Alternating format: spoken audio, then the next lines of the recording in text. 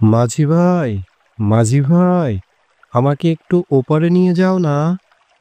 হ্যাঁ দাদা, দাঁড়ান, আমি আপনাকে নিতে আসতেছি।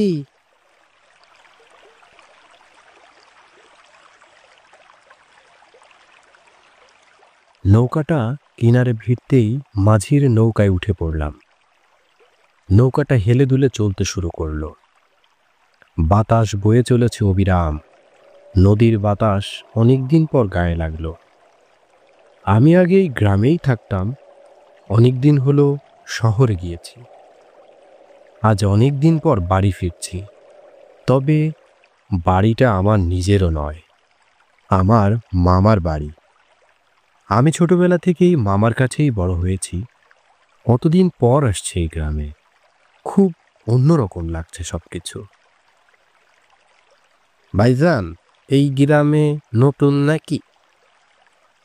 না ভাইজান, আমি এই গ্রামেই বড় হয়েছি, অনেকদিন পর বাড়ি আসছি তো, তাই আর কি। ও, তা ভাইজান নাম কি? কোন বাড়ি থাকেন? মাঝি ভাই, আমার নাম অম্লান। আমার বাবা মা মারা গেছেন ছোটবেলাতেই। আমি মামার কাছেই বড় হয়েছি। আমার মামার নাম অনিক চৌধুরী। ও, আপনি অনিক মামার ভাগিনা? অনিক মামা অনেক ভালো মানুষ, মামা আমাদের অনেক ভালো জানে। আপনি তাহলে সেই ভাগিনা? সেই ভাগিনা বলতে? আপনি কি আমাকে চিনেন নাকি?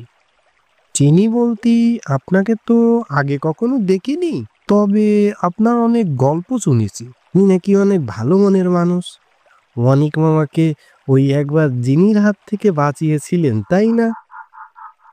না, ঠিক তা না। ওই সেদিন আল্লাহই আমাকে সাহায্য করেছিল, তাই মামা আর আমি রক্ষা পেয়েছিলাম।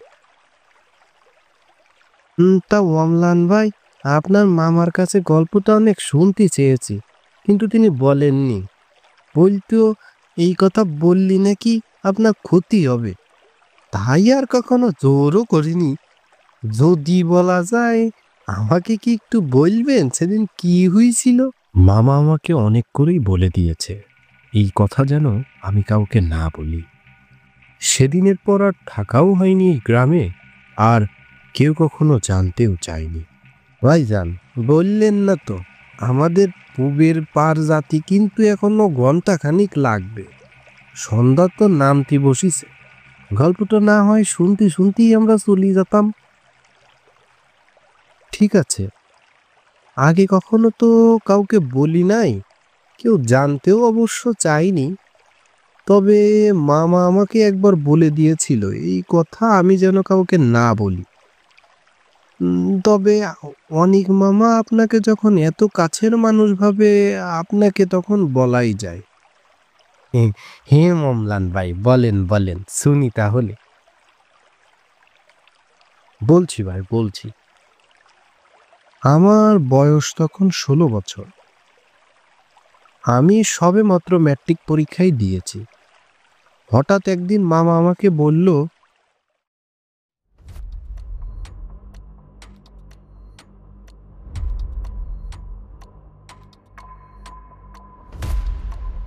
অম্লান, আজ রাতে আমি একটু কাজে যাব, আমি বাসায় থাকবো না। আমি বাইরে থেকে তালাটা মেরে দিয়েই চলে যাব, তোমার টেনশন করতে হবে না। মামা, কোথায় যাবেন?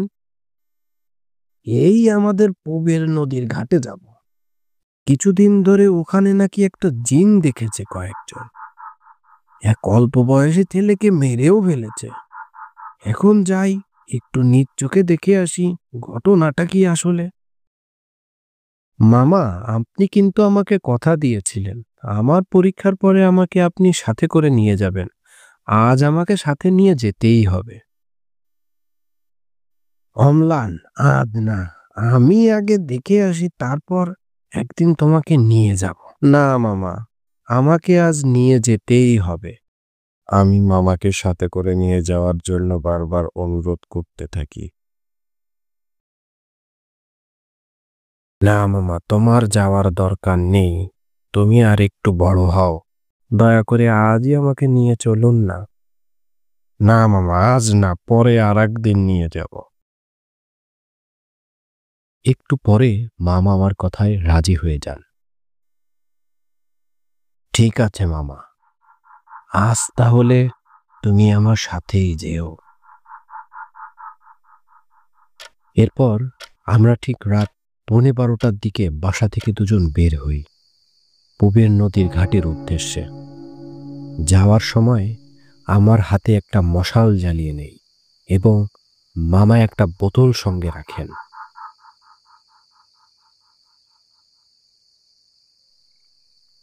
কিছু দূর যাওয়ার পর হঠাৎ আমাদের সামনে একটা গাছ ভেঙে পড়ল, আর তা আমাদের গায়ে একটুর জন্য লাগেনি। অম্লান, ঠিক আছিস তো? তোর কিছু হয়নি তো? না মামা, আমি ঠিক আছি, তোমার লাগেনি তো? না, আমাদের আরো সতর্ক থাকতে হবে অম্লান। এগুলো নিছক কোনো ঘটনা নয় কিন্তু। ঠিক আছে মামা। তাই বলে আমি আর মামা আবার সামনের দিকে আগাতে থাকি। একটু পথ আগাতে আগাতে দেখি আমাদের সামনে এক কালো বিড়াল। মামা তাই দেখে বিড়ালটা সামনে থেকে সরিয়ে দিতে চায়। হুস, হাস, এই রাতে এখানে জঙ্গলের ভিতর বিড়াল আসলো কই থেকে? বিড়ালটা আস্তে আস্তে চোখ লাল হয়ে যায়। মামা তাই দেখে আমাকে বলে, অম্লান, হাতের আগুনটা ওর দিকে ছুঁড়ে মার। আমি মামার কথা মতো আগুনের মশালটা বিড়ালের দিকে ছুঁড়ে মারলাম। ছুঁড়ে মারতেই বিড়ালটা দৌড়ে পালিয়ে গেল। তখন আমরা আবার সামনের দিকে আগাতে থাকলাম।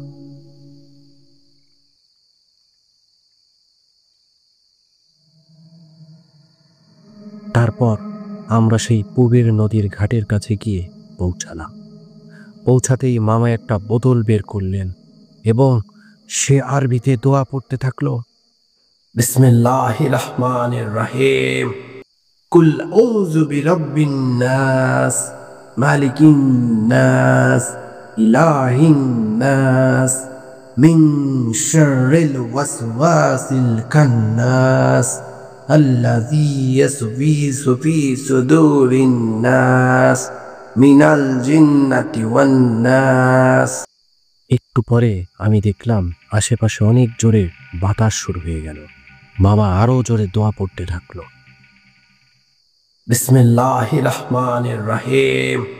কুল আউযু বিরাব্বিন নাস, মালিকিন নাস, ইলাহিন নাস, মিন শাররিল ওয়াসওয়াসিল খান্নাস, আল্লাযী ইউসওয়িসু ফী সুদুরিন নাস, মিনাল জিন্নাতি ওয়ান নাস। একটু পরে আমাদের সামনে একজন লম্বা সাদা কাফন পরা, মুখদৃশ্য এবং তার নিচে আগুন জ্বলছে এমন একজন এসে হাজির হলো। সে এসে বলা শুরু করলো, হে, তুই পড়া বন্ধ কর, বন্ধ কর বলছি। তুই কি চাস বল, এখানে কেন এসেছিস? একটু পরে মামা দোয়া পড়া বন্ধ করে বলল, তুই যদি বাঁচতে চাস তাহলে এখান থেকে চলে যা। না, আমি যাব না। আমার বাচ্চা ছেলেদের দরকার, আমার তাদের খুব ভালো লাগে। তোর সাথে দেখে একজনকে এনেছিস, আমাকে দেওয়ার জন্য এনেছিস নাকি?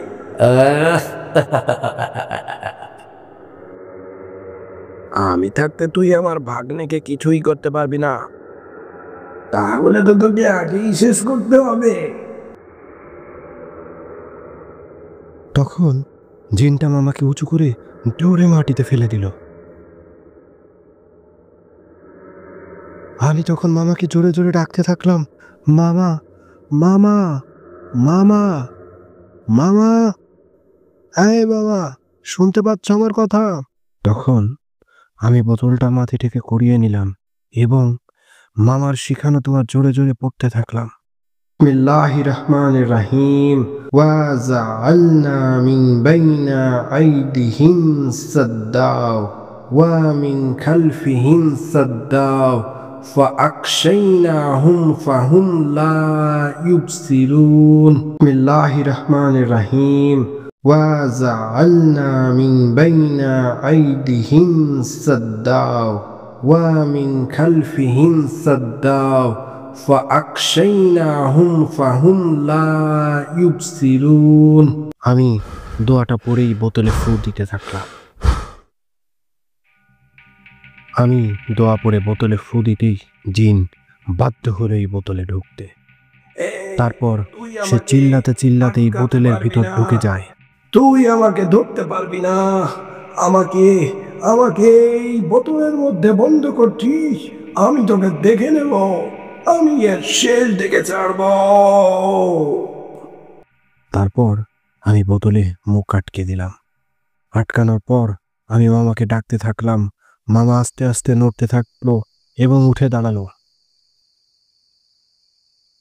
তুই ঠিক আছিস তো? তোর কোনো ক্ষতি করতে পারেনি তো এই জিন?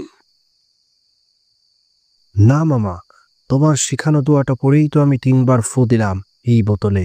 তারপর আল্লাহর সাহায্যে আমি এই জিনটাকে বোতলে আটকে ফেলেছি মামা। ভালো করেছিস অম্লান। আমাদের এই বোতলটা এখন এই নদীতে তলিয়ে দিতে হবে, যাতে ও আর কখনোই উপরে উঠে আসতে না পারে। মামা তখন পাশে থাকা একটা বড় পাথরের সাথে একটা দড়ি দিয়ে বোতলটাকে বেঁধে নিল। তারপর জোরে নদীর দিকে ছুঁড়ে মারল। আর মামা তখন বলল, চল আমরা এখন আস্তে আস্তে বাসায় চলে যাই। মামলান, তুই কাল শহরে চলে যাবি, তোর এখানে আর থাকতে হবে না। কিন্তু কেন মামা? কারণ তুই কাল রাতে যেটা করেছিস তার জন্য তোর এই নদীর আশেপাশে থাকাটাই ঠিক হবে না। ওই দিন তোর ক্ষতি করার জন্য অনেক উপায় খুঁজতে থাকবে। তাই ভালো তুই তোর চাচার বাসায় চলে যা, নতুনভাবে একটা জীবন না হয় তৈরি করলি। সেদিনের পর থেকেই আমি আর এই গ্রামে আসি না মাঝি ভাই।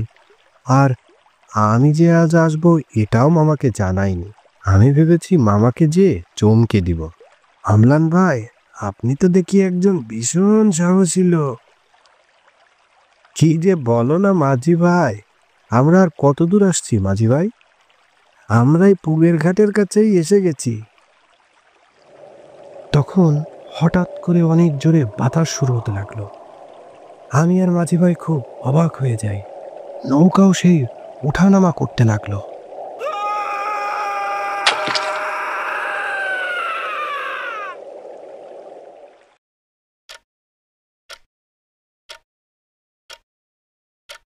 মামা, আমি বাসায় আসলাম কিভাবে? আর তুমি আমাকে পেলে বা কি করে? তার আগে বল, তুই যে আসবি আমাকে জানাসনি কেন? মামা, আমি ভেবেছিলাম তোমাকে সারপ্রাইজ দিব, তাই আর কি। হয়েছে, থাক, আর বলতে হবে না। কাল ভালো যে আমি ওপার যাওয়ার জন্য পুবের ঘাটে নৌকার জন্য দাঁড়িয়েছিলাম। তোদের নৌকা আমি দূর থেকেই দেখে বুঝেছি ওই জিন তোর ক্ষতি করার জন্য চেষ্টা করছে। পরে আমি তোকে আর মাঝিকে আল্লাহর সাহায্যে আবার বাঁচিয়ে নেই। আর কখনো এমন হবে না মামা। ঠিক আছে, তোরা রেস্ট নে, আমি দেখি তোর মামিকে খাবার দিতে বলি।